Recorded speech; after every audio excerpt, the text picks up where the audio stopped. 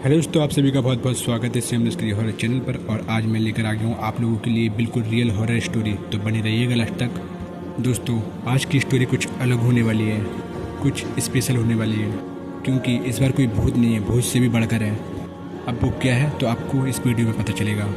तो चलिए बिना देरी करते वीडियो को शुरू करते हैं। दोस्तों, ये जो मैं आपको कहानी सुनाने जा रहा हूँ ये ज़्यादा पुरानी नहीं है। ये आज से लगभग 1 साल पुरानी है, 2023 की। तो दोस्तों, ये घटना है जो वो वेस्ट बंगाल में घटी थी। वेस्ट बंगाल के एक छोटे से गांव में। तो उस गांव में एक लड़की रहा करती थी जिसका नाम था दृप्ति। ये पूरी कहानी दृप्ति की है, तो ध्यान से सुनिए। दृप्ति की उम्र 17 साल थी और वो अपना बचपन से ही ऐसा रूटीन बना लिया था, टाइम टेबल। अब जैसे सुबह 5 बजे उठना, मम्मी पापा के लिए नाश्ता खाना पीना बनाना, पोछा झाड़ू करना और अपनी भैंस को चारा रखना। तो उनकी बड़ी ऐसी ज़िंदगी चल रही थी। मैं यहाँ पे एक चीज़ बता देता हूँ आपको। वो चारा जंगल से लाती थी अपनी भैंस के लिए, खुद सुबह 5 बजे लाती थी। तो एक दिन हुआ यूँ कि एक दिन उसकी नींद 4 बजे खुल जाती है। अब इसको बिल्कुल भी नींद नहीं आ रही थी जी, लेटी थी। तो इसके मन में एक आइडिया आया कि आज जल्दी उठ जाती हूँ और मम्मी पापा के लिए कुछ स्पेशल बनाऊँगी और अभी जाके जंगल से चारा लाती हूँ भैंस के लिए। और आज मम्मी पापा की स्पेशल में मछली बनाऊँगी खाने के लिए, वहीं तालाब से मछली पकड़ लाऊँगी। तो वो ये सोच कर गई।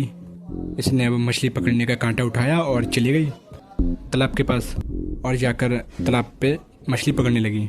और मैं आपको टाइम बता देता हूँ, अभी भी 4:30 नहीं हुआ था, 4:25 मानो। ये तालाब के पास बैठी थी। अचानक तालाब से बुलबुली छूटने लगी, जैसे मान लो कोई डूब रहा हो। इसने देखा, मन में सोचा भाई कोई डूब रहा है क्या, और इसको तो तैरना भी आता था। तो इसने सोचा मैं जाके बचा लूँ क्या। अब वो पानी के बुलबुले और तेज हो गए।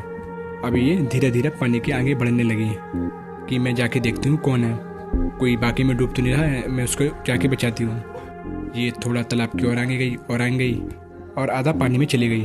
अब ये वहाँ तक पहुँच गई जहाँ वो मतलब कुछ चीज़ डूब रही थी, जहाँ से बुलबुले छूट रहे थे, कि अचानक से पानी से एक हाथ निकला और इसका हाथ पकड़ लिया बहुत तेज। अब लड़की बहुत तेज ज़्यादा डर गई।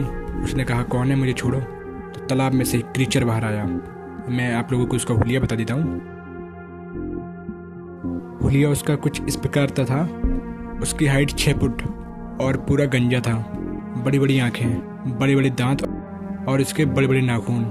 और उसकी चमड़ी ऐसी कि जैसे सालों से पानी से बाहर नहीं आया। जैसे उसकी चमड़ी खींचो तो आधी खिंच जाए, जैसे मान लो उसकी चमड़ी सड़ गई हो और पानी से वो हा करके निकला। अब लड़की रोने लगी, कह रही कि आप क्या चाहते हो, मुझे छोड़ो। तो उस क्रीचर ने बोला मुझे कुछ नहीं चाहिए, मुझे बस मछली चाहिए, मुझे भूख लगी है, तू मछली दे मुझे। अब लड़की बोली कि मछली मेरे पास नहीं है। तो उस क्रीचर ने बोला क्या तेरे पास मछली नहीं है। तो उसका गला पकड़ लिया और गला पकड़ के ऊपर को उठा दिया। तो लड़की कहने लगी हाँ मेरे पास मछली है, लेकिन अभी नहीं है, मैं आपको कल दूंगी। तो उस क्रीचर ने उसको नीचे रखा और बोला देख लड़की, तू रोज़ यहाँ पे 4 बजे आएगी मछली लेकर, और अगर तू मुझे मछली नहीं लाती है तो मैं तेरे पूरे घर परिवार को मार दूंगा। और वो क्रीचर इतना बोल के ही पानी में चला गया। अब लड़की घबराती घर पे जाती है और इसने पूरी बात अपनी मम्मी को बताई और पापा को भी बताई कि पापा मैं आज तालाब के पास गई थी मछली पकड़ने के लिए, वहाँ पर एक क्रीचर मुझे मिला, अजीब सा दानव था, उसको मछली चाहिए थी। इसकी माँ बोली बेटा तू झूठ बोल रही, तुझे मछली खानी है तो मुझसे बोल दे, मैं तेरे लिए बना दूँगी। तो इसने बोला नहीं माँ, मैं सच्ची कह रही हूँ। लेकिन इसकी बात का इसकी माँ ने कोई भरोसा नहीं किया। लेकिन ये भी क्या करती, ये बाजार गई दूसरे दिन नहीं, शाम को बाजार गई और मछली लाके खरीद लिए। खरीदने के बाद सुबह वो आज फिर 4 बजे उठी। 4 बजे उठने के बाद वो तालाब के पास गई और तालाब पे जाने के बाद वो दानव क्रीचर तालाब से बाहर आया और बोला मछली लाइए तुम। उस लड़की ने कहा हाँ ये लो। उसने मछली ली और एक बार में खा गया पूरी। अब बोला कल भी लाना। अब उसको ऐसा करते करते पूरा 1 हफ्ता बीत चुका था।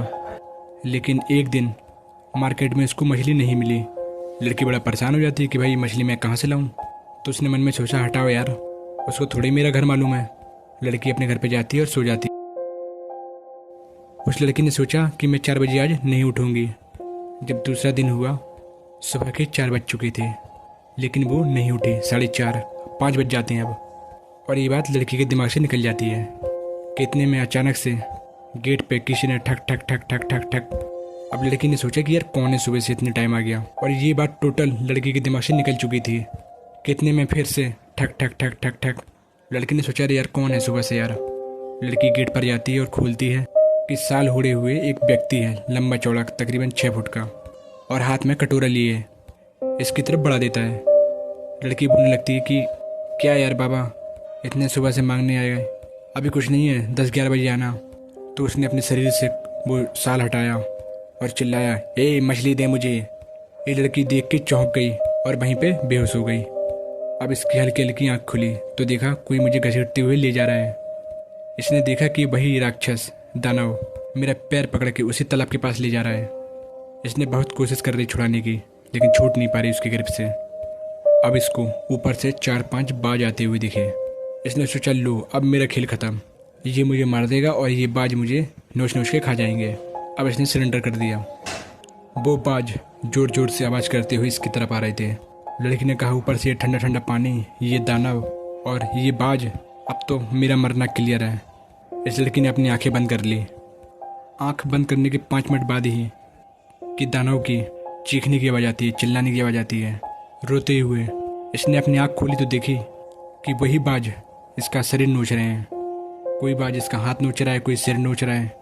कि इतने में ही अचानक से और 15-20 बाज आ जाते हैं, पता नहीं कहाँ से।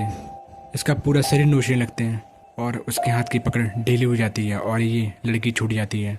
इस लड़की ने न देखा आव न ताव और सीधा घर की तरफ भागने लगी। उस लड़की ने एक भी बार पीछे मुड़ के नहीं देखा और सीधा घर की तरफ भागने लगी। लेकिन उन बाजों ने धीरे धीरे करके उसको पूरा ख़त्म कर दिया। उस दानव को कोई यहाँ से नोच रहा था, कोई वहाँ से नोच रहा था, कोई इसका सर खींच रहा था, उसको पूरा ख़त्म कर दिया। अब लड़की घर जाती है 5 बजे, मम्मी पापा को पूरी बात बताती है कि मेरे साथ ऐसा ऐसा हुआ। वो दानव मुझे घसीट के ले जा रहा था कि अचानक से बाज आए, उसको पूरा ख़त्म कर दिया माँ। मम्मी पापा ने उनका विश्वास नहीं माना। उसने बोला, हाँ ठीक ठीक बेटा सो जा। अब वो आराम से सो जाती है। अब उठती है वो सुबह 8 बजे। उनके मम्मी पापा भी उठ जाते हैं, देखते हैं कि मोहल्ले में बहुत ज़्यादा हल्ला मचा हुआ है। जब ये बाहर आके देखते हैं तो पूछते हैं लोग से, भाई क्या हुआ। तो उनमें से एक व्यक्ति कहता है कि चलो देखो, वहाँ देखो तालाब के पास, वहाँ पे खून ही खून है और बहुत सारे बाज बैठे हुए हैं, जल्दी चलो। इनकी मम्मी पापा और वो लड़की दृप्ति सारे लोग भागकर तालाब के पास जाते हैं। वहाँ देखते हैं कि तालाब में खून ही खून है और 25 से 30 बाज बैठे हुए हैं, उनके मुंह में खून ही खून लगा हुआ है। गांव वाले बोले कि ये बाज किसी व्यक्ति को मारकर खा गए, लेकिन उन गांव वालों को क्या पता था, उन बाजों ने इस लड़की दृप्ति की जान बचाई है, ये तो सिर्फ दृप्ति को मालूम था। और वो बाज सिर्फ दृप्ति को देख के हंस रहे थे, स्माइल कर रहे थे।